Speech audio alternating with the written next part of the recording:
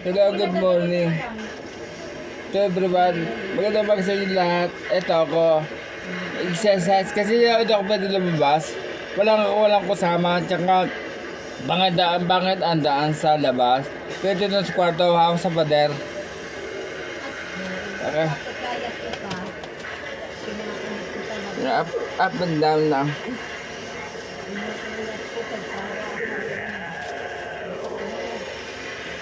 Ilang exercise ko dito.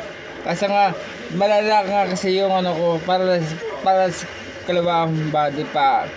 Totally body function eh. Delikado lang matumba. Kaya dito na ako exercise, tayo upo lang, up and down. Kaya nahabas sa pader.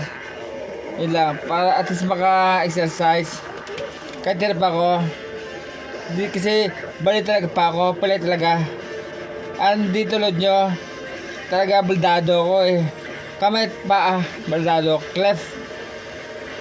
Tapos pangit pandaan dito sa amin, hindi sementado. Tapos di pantay, di level, hindi flat, hindi pa sementado. At malapang ko sa malalay, para pag akong tumba, kaya delikado ako sa labas, kaya dito na akong taste, okay? Ingat kayo palagi dyan ha.